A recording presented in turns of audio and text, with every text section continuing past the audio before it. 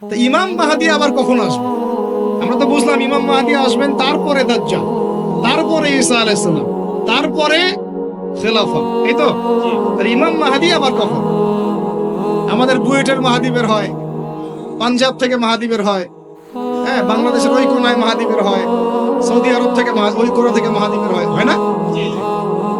খুব ভালো করে মনে রাখবেন, যতক্ষণ এই বিশ্বে একটা মালহামা না হচ্ছে মাহদী আসছেন না।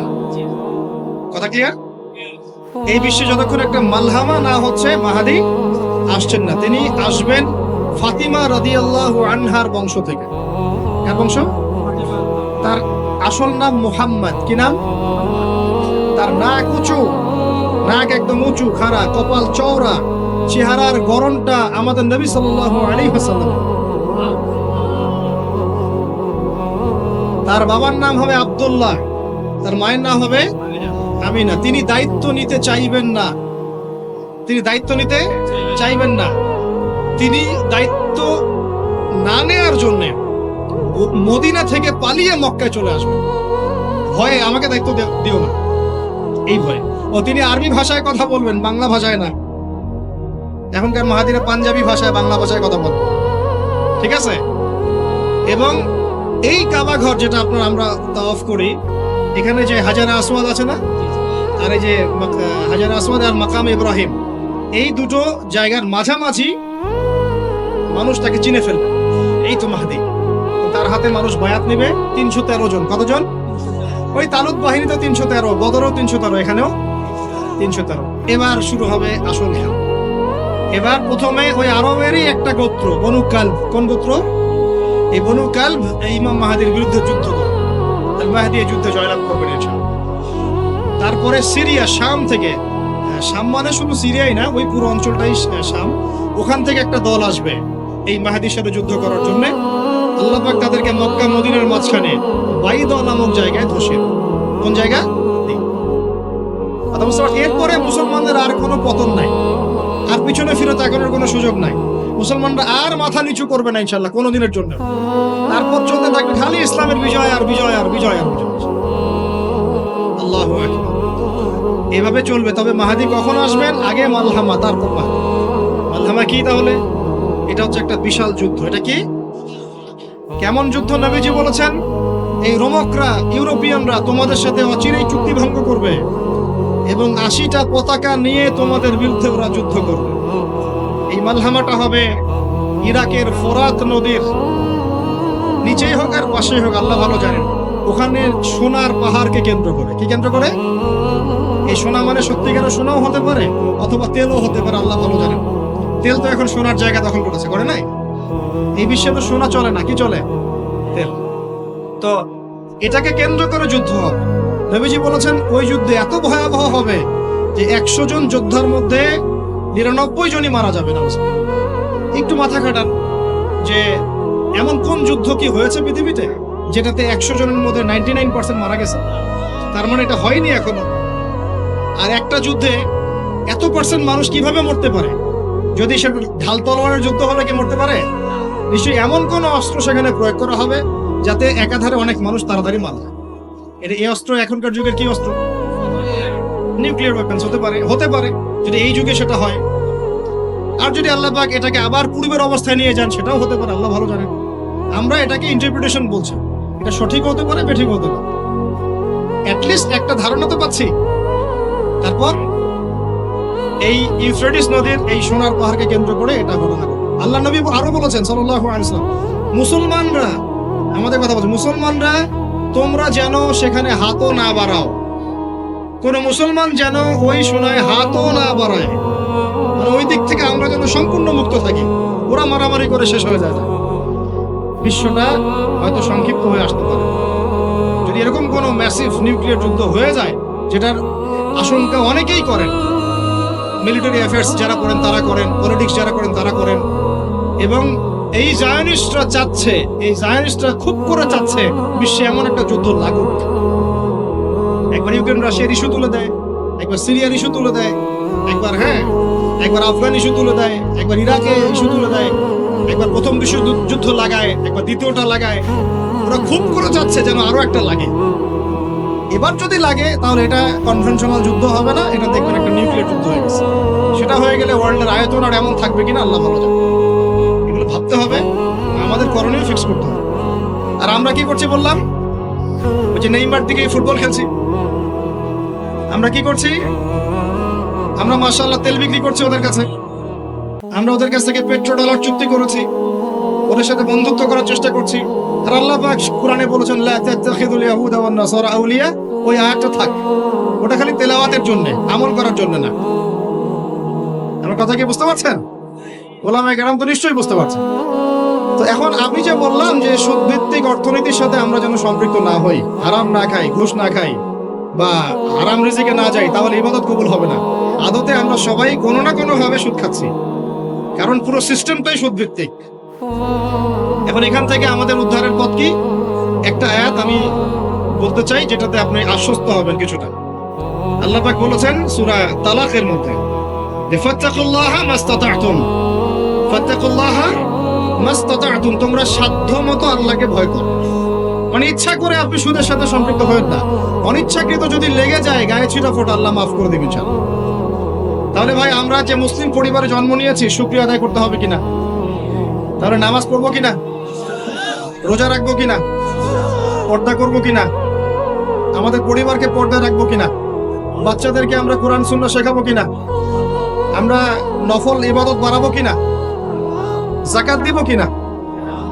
বাংলাদেশে কিচ্ছু লাগবে না, কোনো বৈদেশিক ঋণেরও দরকার নাই, শুধু আপনারা যাকাত দেওয়া শুরু করেন। আমাদের স্যার আছে এখানে, উনি এই কথাগুলো আর উঁচু লেভেল পর্যন্ত পৌঁছাতে পারবেন, আমরা তো সব জায়গায় পৌঁছাতে পারবো না। কোনো বৈদেশিক ঋণের দরকার হবে না যদি আমি যাকাত দেওয়া শুরু করি। যাকাতের খাত কয়টা? 8টা। কয়টা? 8টা। খাতগুলো খুঁজে খুঁজে বের করেন, মুফতি সাহেবদের সাথে পরামর্শ করেন, দেখেন শুধু যাকাতের টাকা দিয়েই দেখবেন দারিদ্রতা দূর হয়ে গেছে। এটা প্রমাণিত অর্থনীতি, এটা কোনো কাল্পনিক অর্থনীতি নয়। আপনি উমর রাদিয়াল্লাহু আনহুর যুগে খুঁজে খুঁজে কোনো ফকির মিসকিন পাবেন না, পাবেন? উসমান রাদিয়াল্লাহু আনহুর যুগে আপনি খুঁজে খুঁজে মিসকিন পাবেন না। তাহলে তাদের সময় কিভাবে সম্ভব হলো, এখন কেন হয় না? কারণ হচ্ছে আমরা একে তো সুদ ভিত্তিক অর্থনীতির মধ্যে আছি, 1, 2 আমরা ওই যে পশ্চিমাদের এবং জায়নিস্টদের ঋণের জালে পড়ে গেছি, 2, আর 3 হচ্ছে আমরা যাকাত ছেড়ে দিয়েছি। মাঝে মাঝে আমরা দেই টুকটাক যাকাত মসজিদে, মাদ্রাসা, এখানে ওখানে, আর মনে করি যে আমি পাক্কা মুসলমান হয়ে গেছি। প্রথম নসিহত আজকের, আল্লাহ পাক আমাকে আমল করার তৌফিক দান করুন, আপনাদের সবাইকে তৌফিক দান করুন। উদখুলু ফিস-সিলমি কাফা, তোমরা পরিপূর্ণরূপে ইসলামে প্রবেশ করো। যতদিন পর্যন্ত আমরা পরিপূর্ণ মুসলমান না হচ্ছি, পুরো বিশ্বে মায়ের খাওয়া বন্ধ হবে না।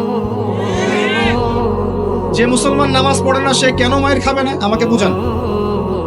যে মুসলমানের নৈতিকতা নাই, 10টা টাকার জন্য ঈমান বিক্রি করতে পারে, সে কেন মায়ের খাবে না? যে বোন পর্দা করার ফুরসতই পাচ্ছে না, তার কাছে মনে হচ্ছে দেহের প্রদর্শনী মনে হয়, এটাই মনে হয় ভালো, তো সে কেন মায়ের খাবে না? কেন ধর্ষণের শিকার হবে না আমাকে বুঝান। যখন আমরা হারাম খাচ্ছি, কিভাবে আমাদের দোয়া আরো সে আজিমে পৌঁছাবে আমাকে বুঝান। আর যখন আমরা রাষ্ট্রীয়ভাবে, জাতিগতভাবে আল্লাহর হুকুম আহকাম বিধানকে পাশ কাটিয়ে মানব রচিত বিধান চর্চা করছি, আল্লাহর রহমত কিভাবে নেমে আসবে আমাকে বুঝান। আমি বুঝি না ভাই, আমাকে বুঝান। কোন অপশন আছে? একটা বিষয় কান খুলে শুনে রাখেন, আসন্ন সময়গুলোতে এই বিশ্বে শুধুমাত্র ইসলাম থাকবে, আর কিচ্ছু থাকবে না। আল্লাহ পাক এমন একটা প্রজন্ম অচিরেই নিয়ে আসবেন যারা এইরকম ইসলাম পালন করবে না, যারা 100% ইসলাম পালন করবে ইনশাআল্লাহ। তারা পরিপূর্ণ মুসলমানও হবে, ইসলামও পরিপূর্ণরূপে পালন করবে, আল্লাহর পথে দাওয়াতি কাজও করবে, প্রয়োজন হলে জিহাদও শরীক হবে। তখন দেখবেন ইনশাআল্লাহ এমন একটা প্রজন্ম আসছে, ওই প্রজন্মের কাছে এই জায়নিস্টরা বলেন আর পশ্চিমারাই বলেন, কেউ পেরে উঠবে না ইনশাআল্লাহ। আমি খোলামেলা কথা বললাম, একদম এই প্রজন্ম সামনে আসছে ইনশাআল্লাহ। আল্লাহর নবী বলেছেন এমন একটা জাইশ আসবে, যেই জাইশ ফালা নি'মাল আমিরু আমিরুহা ওয়ালা নি'মাল জাইশু যালিকাল জাইশ, কতই না উত্তম সেই বাহিনীর আমির আর কতই না উত্তম সেই সেনাবাহিনী। পৃথিবীর কোন পরাশক্তি তাদের সাথে যুদ্ধ করে পারবে না। আস্তে আস্তে আস্তে আস্তে ওরা বাইতুল মুকাদ্দাস পর্যন্ত জয় করবে, কেউ ঠেকাতে পারবে। এখন বিশ্বের চিত্র দেখে কি আপনার এটা মনে হচ্ছে? এখন বিশ্বের চিত্র দেখে কিন্তু মনে হচ্ছে না। এখন বিশ্বের চিত্র দেখে মনে হচ্ছে সবকিছু আমাদের নেগেটিভ, আমাদের এগেইনস্টে যাচ্ছে, তাই না? পুরো বিশ্বে আমাদের কোনো খেলাফত নাই। একটু বোঝেন, পুরো বিশ্বে আমাদের কোনো খেলাফা স্টেট নাই। খেলাফা স্টেট মানে কি? খেলাফা স্টেট মানে ওমর রাদিয়াল্লাহু আনহুর মতো শাসন, আল্লাহর রাসূলের মতো শাসন, উসমান, আবু বকর, আলীর মতো শাসন রাদিয়াল্লাহু আনহুম আজমাইন। মানে যে স্টেটের মধ্যে আল্লাহ পাকের লস ছাড়া অন্য কোনো লস চলে না। হ্যাঁ, কোনটা চলে? যেটা আল্লাহ এবং তার রাসূলের আইনের অনুকূলে সেটা চলে, প্রতিকূলে কোনো কিছু চলে না। এটা খিলাফা স্টেট। সেখানে যে আমির বা যে নেতা, সে আল্লাহর কাছে জবাবদিহিতায় বাধ্য, জনগণের কাছে জবাবদিহিতায় বাধ্য না। আমি কথা বুঝতে পারছেন?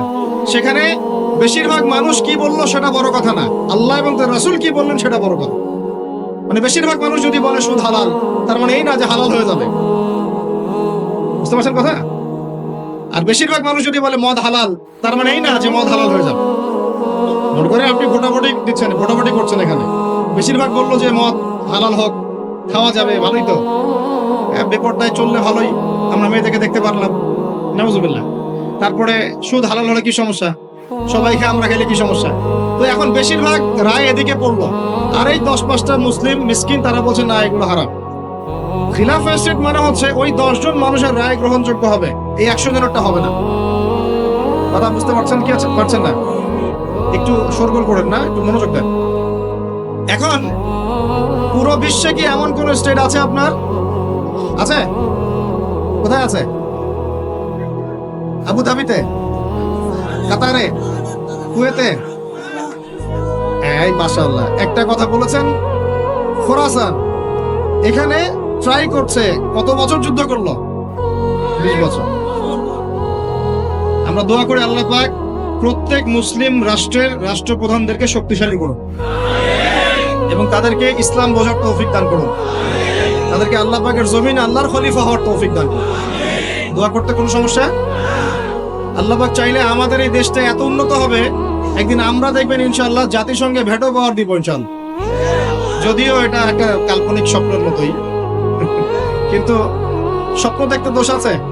তবে আমি নিশ্চিত, এটা আমি আমার কনফিডেন্স থেকে বলছি, ইমামুল মাহদি আসার সময় ইউনাইটেড নেশনস বলে কোনো নেশনস থাকবে না ইনশাআল্লাহ। ঈসা আলাইহিস সালাম যখন আসবেন তখন জাতিসংঘ বলে কোনো সংঘ থাকবে না ইনশাআল্লাহ। আপনাদের কি মনে হয় ঈসা আলাইহিস সালাম যখন আসবেন, এসে জাতিসংঘে গিয়ে বলবেন আমার খেলাফা রাষ্ট্র কায়েমের অনুমোদন দেন? তাই মনে হয়? সে বলবে যে আমাকে ডলার দেন, ডলার দিয়ে কেনা বেচা করবো। হ্যাঁ, সে বলবে যে আপনার রেজুলেশন পাস করেন, আমি প্যালেস্টাইন থেকে, জেরুজালেম থেকে ইসলামী খেলাফত কায়েম করতে চাই, আমাকে সমর্থন দেন। তিনি কি এগুলো করতে যাবেন? আপনার মনে হয় তিনি এসে ওয়ার্ল্ড ব্যাংকে গিয়ে বলবেন আমাকে লোন দেন, IMF এ গিয়ে বলবেন আমাকে লোন দেন? তার মানে ওই সময় এগুলোর কোনো অস্তিত্বই থাকবে না ইনশাআল্লাহ। এটা বোঝাই যাচ্ছে থাকবে না ইনশাআল্লাহ। আমি কি বলবো আমি জানি না, কিভাবে বললে আপনারা বুঝবেন তাও জানি না, আর আমিও জানি না এসব বলে কি হবে। আমি শুধু চাই আপনাদের মধ্যে একটা সচেতনতা তৈরি হোক, যাতে আপনারা আপনাদের পরিবার এবং পরবর্তী প্রজন্মকে বোঝাতে পারেন যা পৃথিবীতে চলছে এগুলো জুলুম। এই জুলুমের অবসান অচিরেই ঘটবে যখন আল মাহদি আসবে এবং ব্ল্যাক ফ্ল্যাগস, কালো পতাকাধারী বাহিনী বের হবে ইনশাআল্লাহ। যুদ্ধ করতে করতে করতে করতে এরা বাইতুল মুকাদ্দাস পর্যন্ত জয় করবে। আসবে, আল্লাহর বাহিনী আসবে, যখন আসবে আপনারা এমনিই বুঝতে পারবেন ইনশাআল্লাহ। ঠিক আছে? আর আমরা আমাদের পরবর্তী প্রজন্মকে বোঝাবো, জানাবো যে ইনশাআল্লাহ অচিরেই সেই বাইতুল মুকাদ্দাস আমাদের হতে যাচ্ছে ইনশাআল্লাহ। জাফর ইবনে আবি তালেব রাদিয়াল্লাহু আনহু আল্লাহর নবীর আপন চাচাতো ভাই, চাচা আবু তালেবের ছেলে। আলী ইবনে আবি তালেব, জাফর ইবনে আবি তালেব। জাফর ইবনে আবি তালেব রাদিয়াল্লাহু আনহু যুদ্ধ করতে গিয়েছেন, মুতার যুদ্ধে। কোন যুদ্ধ? আল্লাহর নবী 3 জনকে সেনাপতি বানালেন, যায়েদ ইবনে হারেসা, আব্দুল্লাহ বিন রাওয়াহা এবং জাফর ইবনে আবি তালেব। কোন যুদ্ধে 3টা অধিনায়ক লাগে নাকি? একজন লাগে। তাহলে সাহাবীরা বুঝে ফেললেন যে আমরা এই যুদ্ধে গেলে শহীদ হব নিশ্চিত। কথা বুঝতে পারছেন? সবাই বিদায় নিয়ে চলে গেলেন। ওদের সৈন্য সংখ্যা প্রায় 2 লক্ষ। কত লক্ষ? মুসলিমদের সৈন্য সংখ্যা মাত্র 3000, মাত্র 3। আল্লাহ নবী বললেন যদি যায়েদ ইবনে হারেসা শহীদ হয়, আব্দুল্লাহ বিন রাওয়াহা তুমি পতাকা নিয়ে নিও। আব্দুল্লাহ বিন রাওয়াহা যদি শহীদ হয় তাহলে জাফর তুমি পতাকা নিয়ে নিও। জাফরও যদি শহীদ হয় তাহলে তোমাদের মধ্যে কোনো একজনকে তোমরা আমির বানিয়ে নিও। পরে আমির বানানো হয়েছিল সাইফুল্লাহিল মাসলুল খালিদ বিন ওয়ালিদ রাদিয়াল্লাহু আনহু, এবং তার হাতেই বিজয়টা হয়েছিল। পরে 3000 সৈন্য নিয়ে তিনি 2 লক্ষ সৈন্য ঠেকিয়ে দিয়েছেন। জাফর রাদিয়াল্লাহু আনহু যখন শহীদ হন, প্রথমে তার ডান হাত পড়ে যায়। দেখছেন না, এক বাবা হাত নিয়ে ঘুরছে, বাচ্চা আর এক হাত খুঁজে পায় না, দেখছেন না আপনারা? ডান হাত পড়ে গিয়ে বাম হাত দিয়ে তরোয়াল চালানো শুরু করলেন। ওই যুদ্ধ তখন সত্যিকারের যুদ্ধ ছিল, এই তোমাদের মতো কাপুরুষের যুদ্ধ না, যে 100 মাইল দূর থেকে মিসাইল ছুড়বো আর এখান থেকে আমি ঠাস করে দেবো। তখনকার যুদ্ধ ছিল ওয়ান অ্যান্ড ওয়ান ব্যাটল।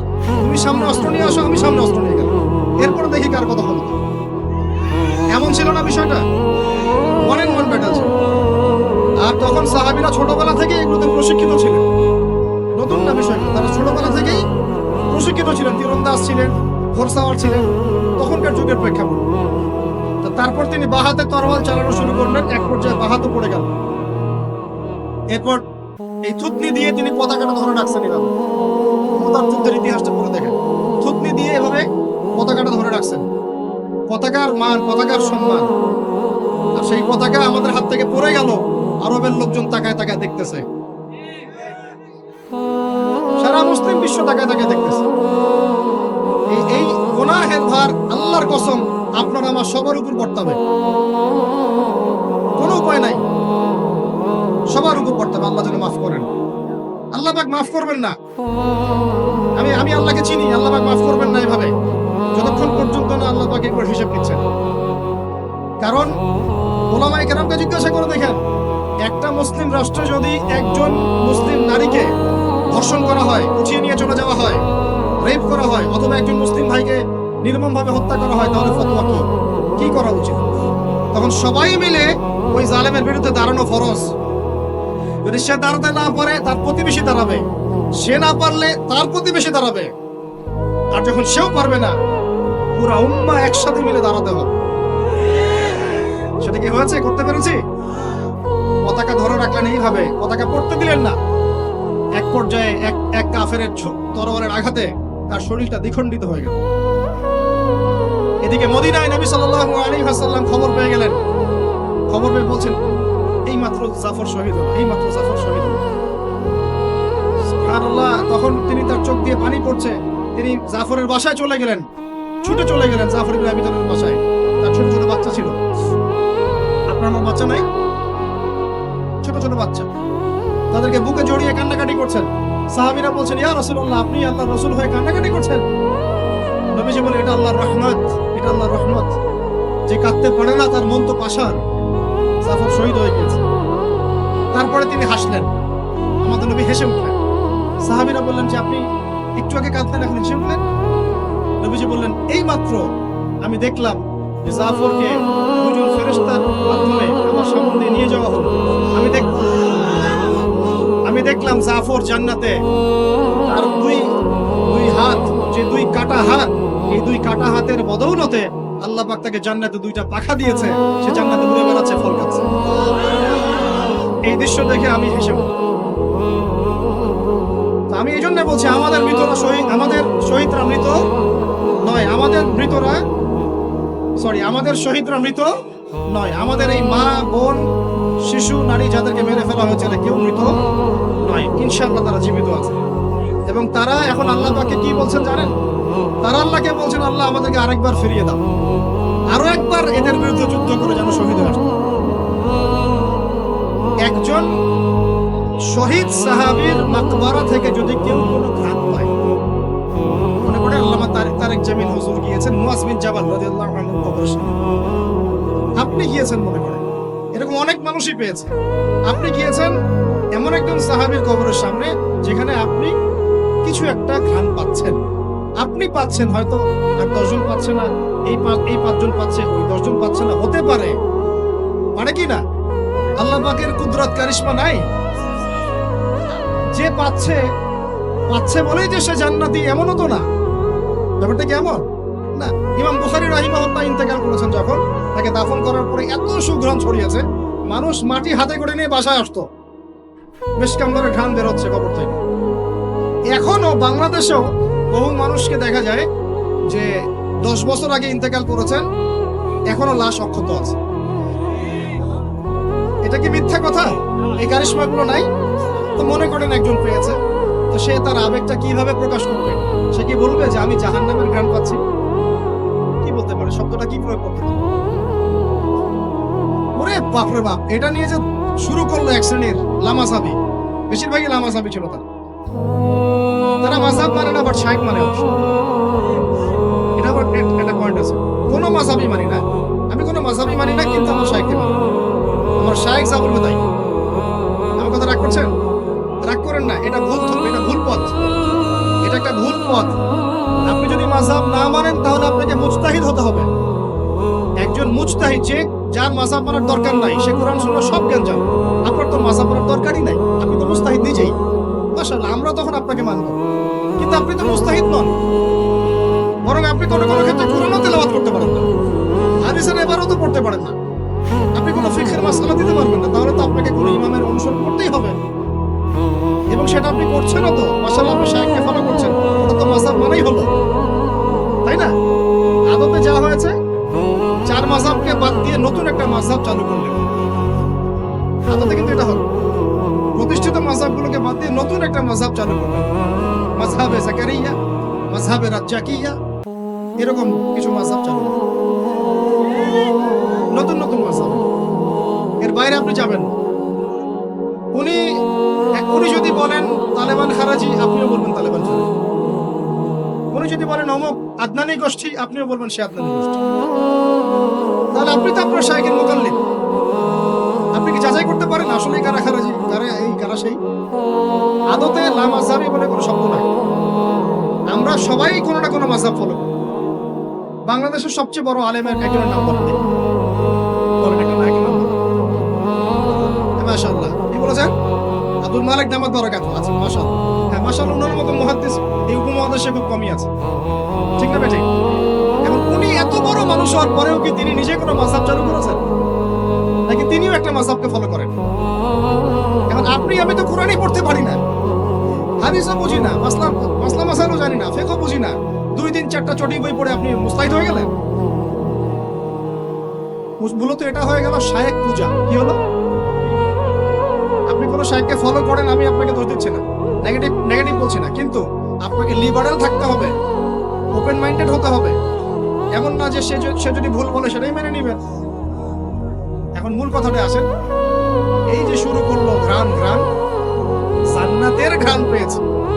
আরে বাপ রে বাপ, জান্নাতের ঘ্রাণ তুমি থেকে পাওয়া যায় না, এই সেই। তখন মনে হচ্ছিল যে আল্লাহ, এই মিডিয়াগুলোর চাইতে আমাদের বড় শত্রু মনে আর কেউ নাই। ঠিক আছে,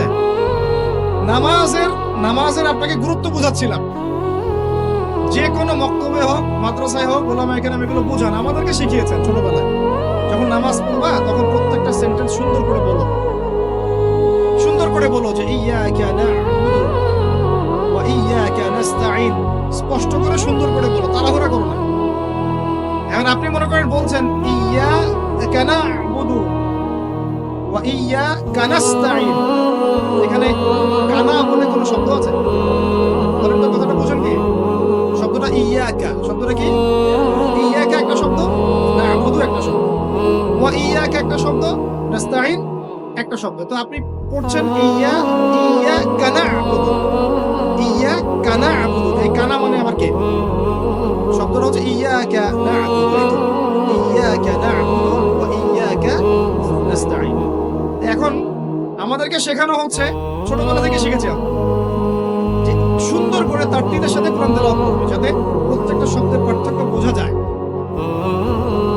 আপনি বলছেন, ধরেন কথার কথা, আপনি বলছেন, আমি বলছি আল্লাহু আকবার, আল্লাহু আকবার। এখন কেউ বলছে আল্লাহু আকবার, আল্লাহু আকবার, শব্দটা কি হু আকবার না আল্লাহু আকবার?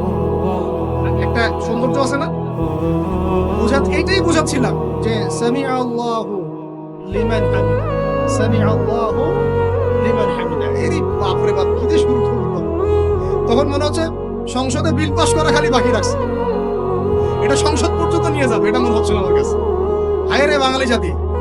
ভাই, মূল কথা আজকের লেকচারের, পুরো বিশ্বে আমাদের অবস্থা ভালো না, মূল জায়গায় থাকবেন, শাখা প্রশাখায় যাবেন না। আমাদের মূল জায়গা হচ্ছে পরিপূর্ণ ইসলাম পালন করব, নিজে করব, আমার পরিবারে প্রতিষ্ঠা করব ইনশাআল্লাহ, আমার বাচ্চাদের মধ্যে প্রতিষ্ঠা করব ইনশাআল্লাহ। আমরা উলামায়ে কেরামের মধ্যে কোনো বিভক্তি সৃষ্টি করব না, আমরা ইস্যু পাগল হব না, আমরা মাজলুমের পক্ষে থাকব, আমরা জালেমের বিপক্ষে থাকব। মুনাফিকদের সাথে কোনো আপোষ নাই, জালেমদের সাথে কোনো আপোষ নাই। আমরা উম্মার ঐক্যের চেষ্টা করব, বিভক্তির দিকে যাব না।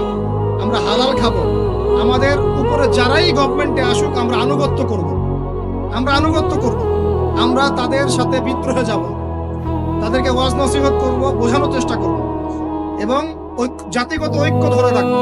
হ্যাঁ, তারা যদি সরাসরি ইসলামের বিরুদ্ধে চলে যায় তখন যা করার তাই করবো, কিন্তু সরাসরি কি তারা ইসলামের বিরুদ্ধে যাচ্ছে? অতএব এখানে আমরা কোনো ফাসাদ সৃষ্টি করব না, কোনো দরকার নাই ভাই। মুসলিম মারামারি করে এগুলো শহীদ না, মুসলিম লাঠি বৈঠা নিয়ে মারামারি করে এগুলো শহীদ হবে না, সাবধান, এটা সঠিক পথ নয়। তবে আমরা অবশ্যই তাদেরকে নসিহত করবো, দোয়া করবো, জাতিগত ঐক্য ধরে রাখবো এবং আমাদের লক্ষ্য আমরা স্থির রাখবো। আমাদের লক্ষ্যটা কি ভাই? ওই বাইতুল মুকাদ্দাস। লক্ষ্যটা কি?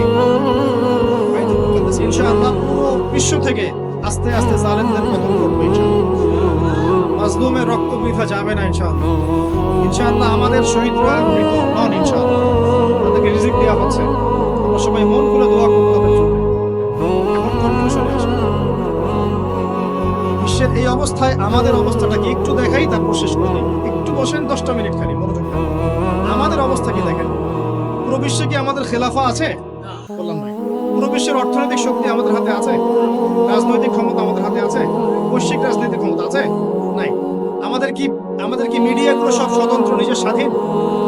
আমাদের কি এই পারমাণবিক অস্ত্র ওয়েপন্স আছে? আছে ভাই? নাই। আমাদের কি ঐক্যবদ্ধ জাতির একটা নেতা আছে? মানে আমি এরকম কিছু আছে? নাই। এখন এই অবস্থায় আমরা যদি আমাদের অবস্থানকে উন্নত করতে চাই, বিশৃঙ্খলা করে না, একটু বসেন, জাস্ট 5টা মিনিট বসেন, শেষ করে দিচ্ছি। একটু পরে দোয়া হবে, তারপরে আমরা যাবো। এই অবস্থায় আমরা কি চাই? আগে আমাকে বলেন, আমরা কি চাই যে আমাদের অবস্থা আগের মতো হোক? আগের মতো বলতে রাসূলের যুগের মতো, সাহাবীদের যুগের মতো আমরা কি চাই আমাদের অবস্থা আবার সেরকম হোক? তাহলে ভাই সর্বপ্রথম আমাদের সবাইকে ইলম অর্জন করতে হবে। রাজি আছে কিনা? পড়াশোনা করতে রাজি আছে কিনা? ইনশাআল্লাহ সবাই কোরআন তেলাওয়াত শিখবো ইনশাআল্লাহ। রাজি আছে কিনা? সবাই কোরআনের অর্থ পড়বো। রাজি আছে কিনা? প্রতিদিন কমপক্ষে 5টা করে হাদিস পড়বো। রাজি আছে কিনা? বাংলাদেশের বরেণ্য উলামায়ে কেরামদের সাথে সোহবতে থাকবো। রাজি আছে কিনা? আমরা সবাই হালাল খাবো ইনশাআল্লাহ। রাজি আছে কিনা? হারাম থেকে দূরে থাকবো। রাজি আছে কিনা? আমাদের পরিবারে আমরা বেপরদামি ঢুকতে দিব না। রাজি আছি? আমাদের সন্তানদেরকে মানুষ করবো। রাজি আছি? আমরা আমাদের এই সমাজের মধ্যে মানব সৃষ্ট কোনো ফাসাদ সৃষ্টি করবো না। রাজি আছি ইনশাআল্লাহ? আমরা মুসলিম উম্মার নির্যাতিত ভাই বোনদের জন্য দোয়া করবো। রাজি আছে কিনা? তাদের জন্য আল্লাহর দরবারে কান্নাকাটি করবো। রাজি আছে কিনা? আমরা উম্মার মাঝে কোনো বিভক্তি সৃষ্টি করবো না। রাজি আছে কিনা? আমরা সবাই মিলে দ্বীনের দাওয়াতি কাজ করবো। রাজি আছে কিনা? আমরা সবাই মিলে প্রয়োজনে আল্লাহর দ্বীনের জন্য জিহাদ করবো। রাজি আছে কিনা? আল্লাহ পাক আমাদের সবাইকে যেন কবুল করেন, আমিন। শেষ কথা শুনে রাখেন, এই জুলুম চিরস্থায়ী হবে না। এই বাংলাদেশ ঈসা আলাইহিস সালাম শাসন করবে ইনশাআল্লাহ। আপনারা ইলেকশন করেন, হরতাল করেন, এই করেন সেই করেন, আমার কথাটা ছোট ভাই হিসেবে বিশ্বাস করেন। আমি কোনো দলের মানুষ না, আমি সবার শুভাকাঙ্ক্ষী। এই বাংলাদেশ ঈসা আলাইহিস সালাম শাসন করবে ইনশাআল্লাহ। এই ভারত ঈসা আলাইহিস সালাম শাসন করবে। এই জেরুজালেম ঈসা আলাইহিস সালাম শাসন করবে। এই আরবের যত কান্ট্রি দেখতেছেন সবগুলো ঈসা আলাইহিস সালাম শাসন করবে। তার আগ পর্যন্ত আপনারা এই খেলা চালাতে থাকেন, কোনো লাভ নাই। আস্তে আস্তে সব শেষ হয়ে যাবে। এখন একটা মজার প্রশ্ন, এই প্রশ্নটা দিয়ে শেষ করি। তো ইমাম মাহদী আবার কখন আসবে? আমরা তো বুঝলাম ইমাম মাহদী আসবেন, তারপরে দাজ্জাল, তারপরে ঈসা আলাইহিস সালাম, তারপরে খেলাফত, এই তো। ইমাম মাহদী আবার কখন? আমাদের বুয়েটের মাহদী বের হয়, পাঞ্জাব থেকে মাহদী বের হয়, হ্যাঁ, বাংলাদেশের ওই কোনায় মাহদী বের হয়, সৌদি আরব থেকে ওই কোনা থেকে মাহদী বের হয় না? খুব ভালো করে মনে রাখবেন, যতক্ষণ এই বিশ্বে একটা মালহামা না হচ্ছে মাহদী আসছেন না। কথা ক্লিয়ার? এই বিশ্বে যতক্ষণ একটা মালহামা না হচ্ছে মাহাদি আসছেন না। তিনি আসবেন ফাতিমা রাদিয়াল্লাহু আনহার বংশ থেকে। কার বংশ? তার আসল নাম মুহাম্মদ। কি নাম? তার নাক উঁচু, নাক একদম উঁচু খাড়া, কপাল চওড়া, চেহারার গড়নটা আমাদের নবী সাল্লাল্লাহু আলাইহি ওয়াসাল্লাম।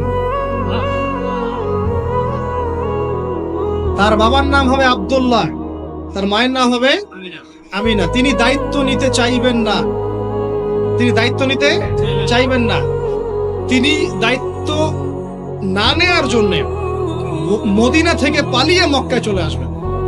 ভয়ে আমাকে দায়িত্ব দিও না, এই ভয়ে। ও তিনি আরবি ভাষায় কথা বলবেন, বাংলা ভাষায় না। এখনকার মাহাদিরা পাঞ্জাবি ভাষায়, বাংলা ভাষায় কথা বল, ঠিক আছে?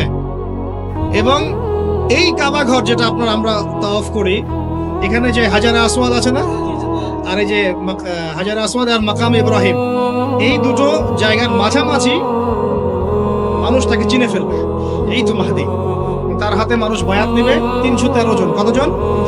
ওই তালুত বাহিনীতে 313, বদরও 313, এখানেও 313। এবার শুরু হবে আসল খেলা।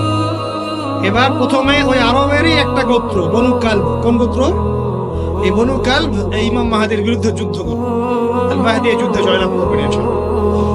তারপরে সিরিয়া, শাম থেকে, শাম মানে শুধু সিরিয়াই না, ওই পুরো অঞ্চলটাই শাম, ওখান থেকে একটা দল আসবে এই মাহাদির সাথে যুদ্ধ করার জন্য। আল্লাহ পাক তাদেরকে মক্কা মদিনার মাঝখানে বাইদা নামক জায়গায় ধসিয়ে দেবে। কোন জায়গা? কথা বুঝতে পারছি? এরপরে মুসলমানদের আর কোনো পতন নাই, আর পিছনে ফিরে তাকানোর কোনো সুযোগ নাই। মুসলমানরা আর মাথা নিচু করবে না ইনশাআল্লাহ কোনোদিনের জন্য। তারপর চলতে থাকবে খালি ইসলামের বিজয় আর বিজয় আর বিজয় আর বিজয়। আল্লাহু আকবার। এভাবে চলবে। তবে মাহাদি কখন আসবেন? আগে মালহামা, তারপর মাহাদি। মালহামা কি তাহলে? এটা হচ্ছে একটা বিশাল যুদ্ধ। এটা কি? কেমন যুদ্ধ? নবীজি বলেছেন, এই রোমকরা, ইউরোপিয়ানরা তোমাদের সাথে অচিরেই চুক্তি ভঙ্গ করবে এবং 80টা পতাকা নিয়ে তোমাদের বিরুদ্ধে ওরা যুদ্ধ করবে। এই মালহামাটা হবে ইরাকের ফোরাত নদীর নিচেই হোক আর পাশেই হোক, আল্লাহ ভালো জানেন। ওখানে সোনার পাহাড়কে কেন্দ্র করে। কি কেন্দ্র করে? এই সোনা মানে সত্যিকারের সোনাও হতে পারে, অথবা তেলও হতে পারে, আল্লাহ ভালো জানেন। তেল তো এখন সোনার জায়গা দখল করেছে, করে নাই? এই বিশ্বে তো সোনা চলে না, কি চলে? তেল। তো এটাকে কেন্দ্র করে যুদ্ধ হবে। নবীজি বলেছেন ওই যুদ্ধে এত ভয়াবহ হবে যে 100 জন যোদ্ধার মধ্যে 99 জনই মারা যাবে না।